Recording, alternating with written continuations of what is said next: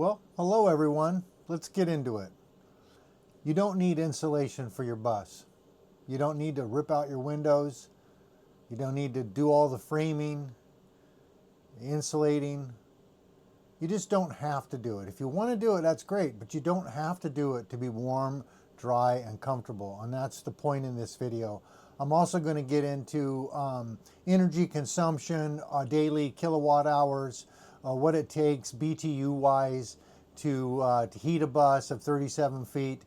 So I'm going to be looking at my notes because I got a lot to cover, and I'm going to try to make this video not too long. So with that said, let's just get into it. So obviously, you know, if you've bought a bus, you've probably gone to the YouTube school of insulation, and you've watched a lot of videos in regards to how to do that.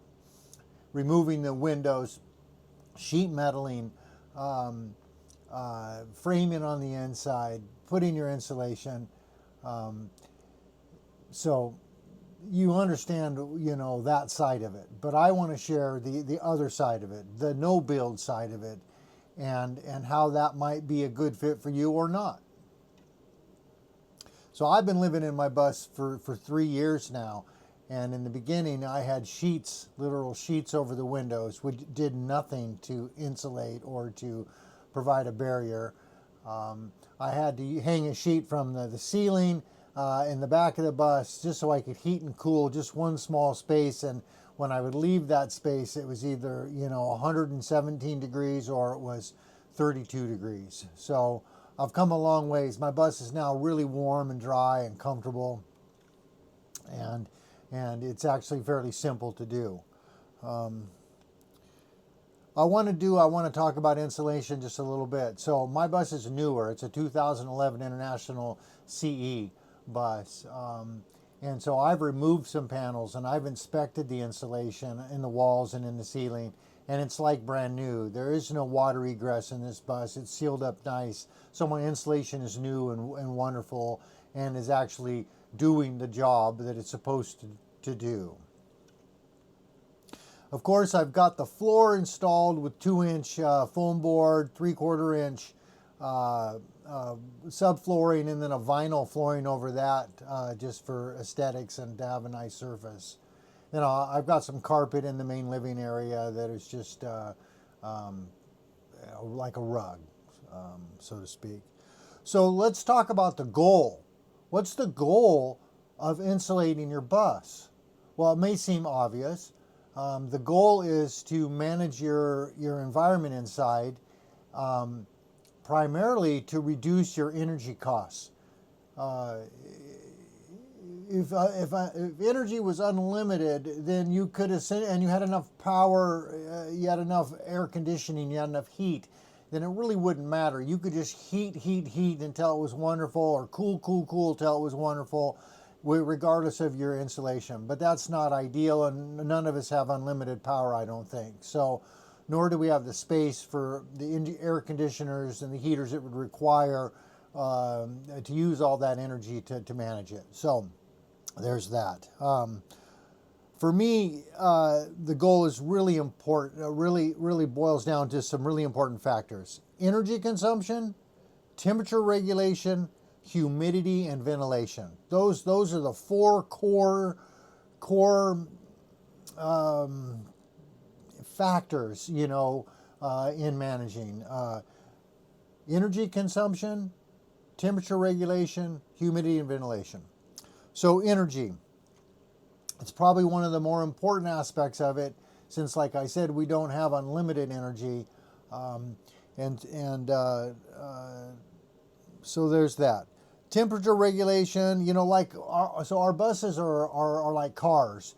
You leave the dog in the car in 70-degree weather, and it's 110 in there in half an hour, and your dog is in dire straits. Buses are just that.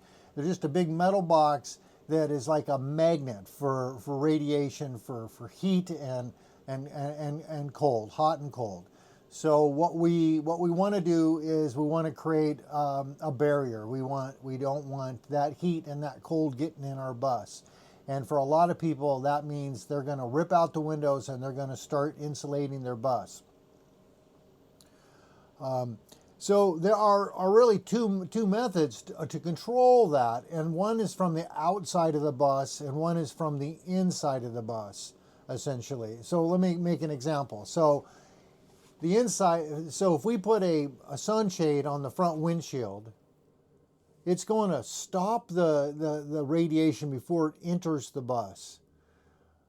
And that's really going to be super effective. But if we put the sunshade on the inside of the bus, the heat's going to come through the windshield and be stopped by the air pocket between the sunshade and the windshield, because there's going to be a gap in there.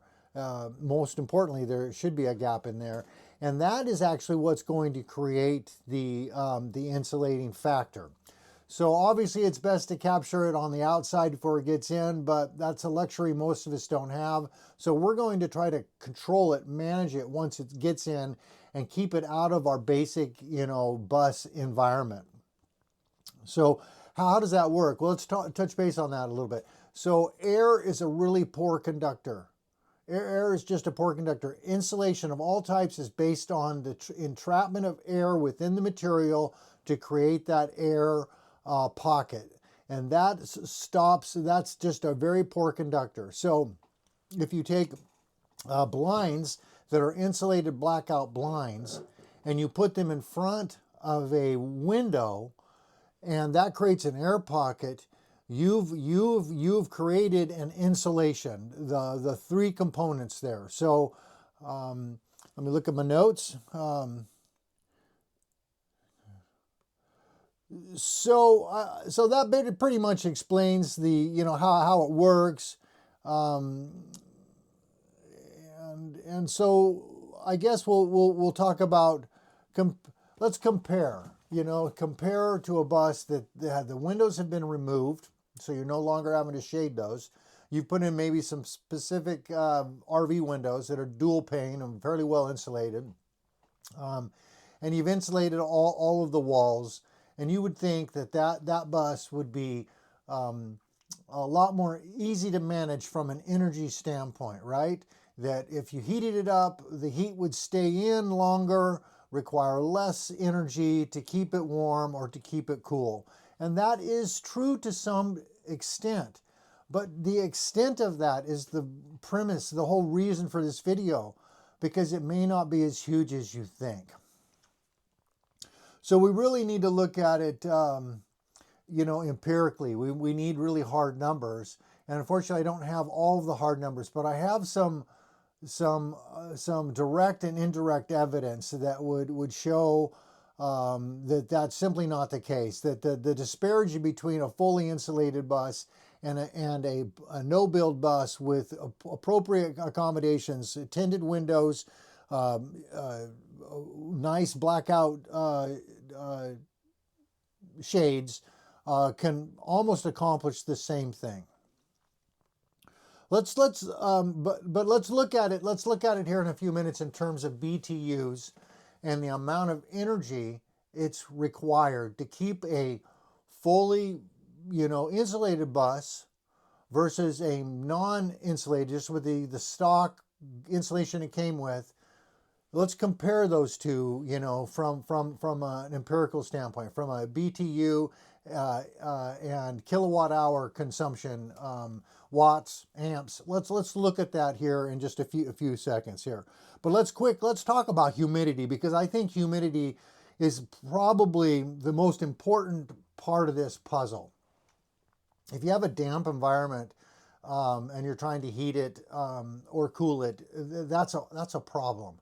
And so if your windows are dripping water in the morning or when you cook, you're not managing your humidity in the bus at all. It's just running rampant, and it's doing what it's want. You wake up in the morning, you got water to wipe off the windows, and if you've built walls around your windows like some people do, it's all or nothing, guys. You either do a no-build bus or you do a build bus and remove the windows. But the idea of building walls around your windows and covering some windows with walls and others not, oh my gosh. I mean, unless you're in the Nevada desert when the humidity super low, and then you never take that bus anywhere where there's in the Northwest or anywhere where it's going to rain or you're going to cook inside, you're going to have people inside. Humidity is absolutely the biggest thing here. So how do you manage humidity? Well, you simply get a dehumidifier, and you have to bring the humidity down in the bus. So that can take days. If a bus has been in a moist environment, it can literally take days for a dehumidifier to bring the bus down to and stabilize it at whatever you decide, 50% or whatever. Additionally, though, in my case, my dehumidifier, it's operated intelligently through software, through artificial intelligence. It will only turn on if the humidity gets above 70, and it'll bring it down to 50 and then shut that dehumidifier off so it's not sampling all the time. But most importantly is your source of your heat and your cooling. Obviously, air conditioners naturally, remove moisture from the air. Heat pumps, the new inverter style heat pumps, that heat and cool, the heating or cooling, they are removing air. My 2 heat pumps keep this place at 50% humidity all the time, whether that's in the summer or in the winter. The only time it will get higher than that, and occasionally I'm in kind of a Goldilocks area where I don't need a lot of heating, I don't need a lot of cooling, yet the moisture is still being produced either by me internally doing things, cooking, washing, whatever, raining outside. Then the dehumidifier needs to jump in and maintain that humidity. But without managing your humidity, whatever direction you go, you've lost the battle. So that's the most important. So let's see what I got here. So let's go back to the comparison, insulated or not. I'm going to give you some examples. So right now it's currently 48 degrees outside right now, and the humidity outside right now is 87%. And I'm gonna bring you I'm gonna turn the camera on and off here. I'm gonna flip you around.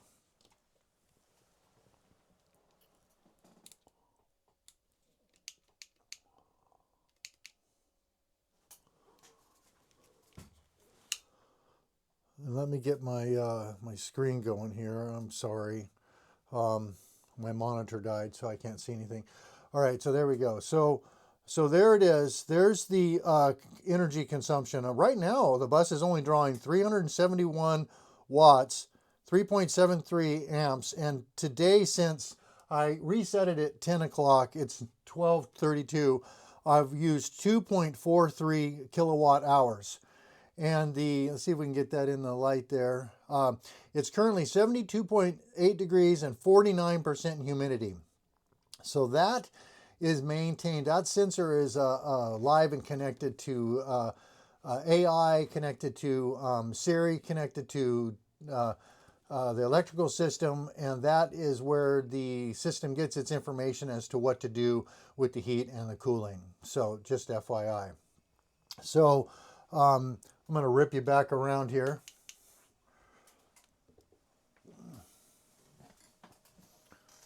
Frame the picture here. Appreciate you hanging in there with me.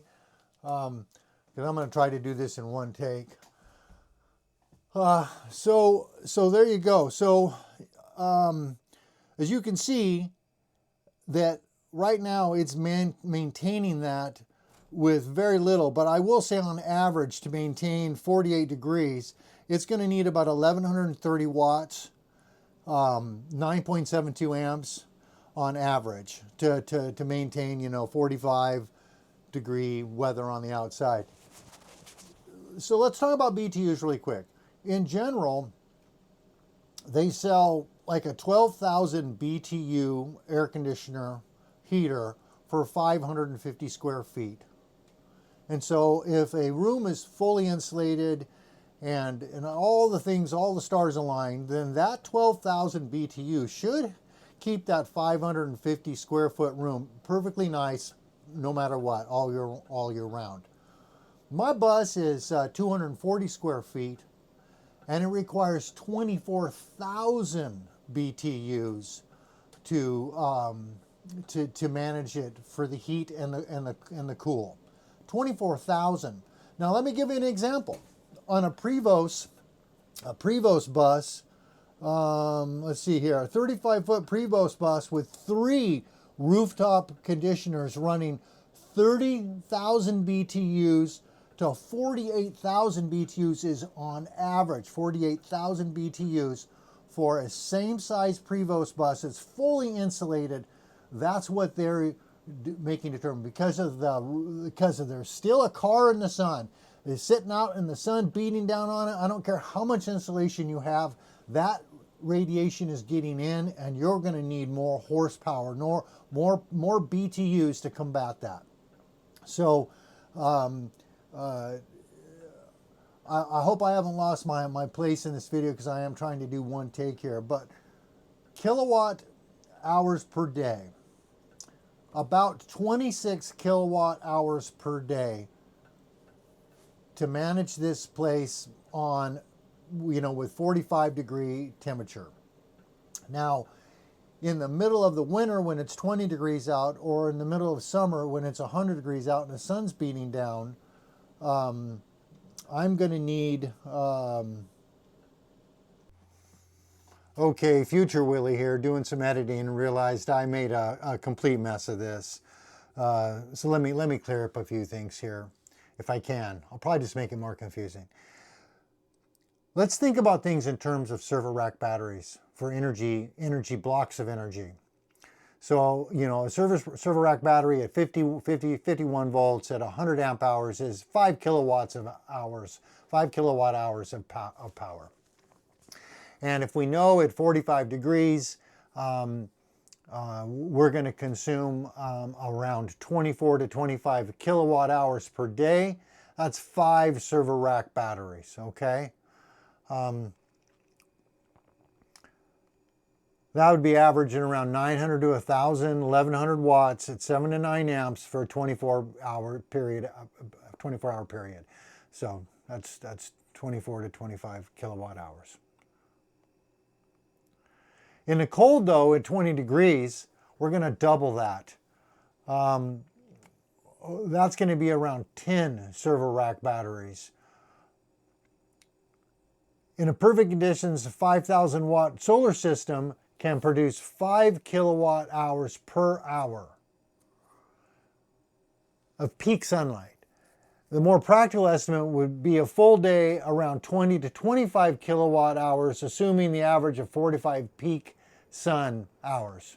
It's going to net you around 25 kilowatt hours per day. So that's a good break even. If you're consuming 25 and you're making 25, yeah, you're doing okay. But in the winter, when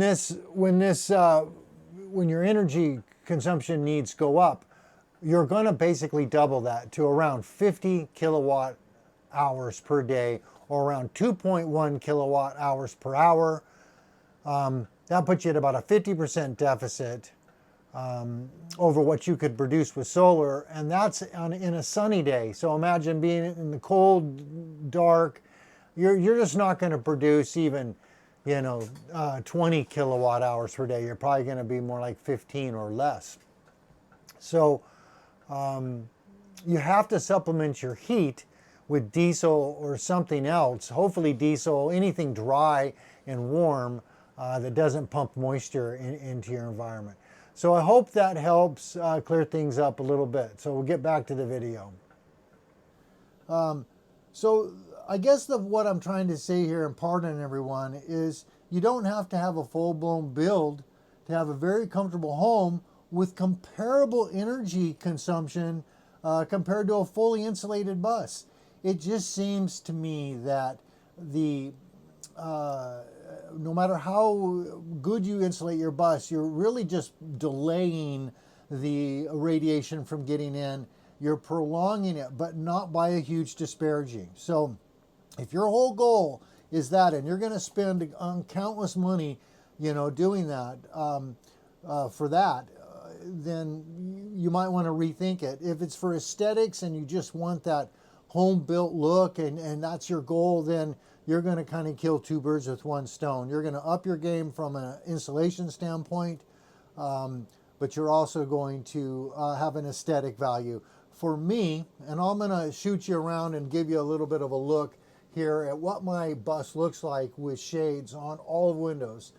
And also, I have a video coming up next. It talks about screening your windows, because there are times where at night, after the heat of the day, or any time where you just want extra ventilation and the ambient temperature is is nice. Open your shades up, put your screens in, and really enjoy that bus, school bus, window deal that everybody loves so much. So let me spin you around one more time.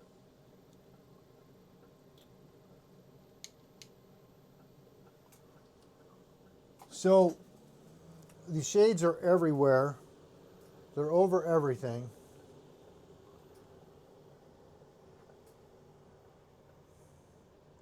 Back wall, side walls, even behind the bed, where those windows are behind the bed and the bedboard there.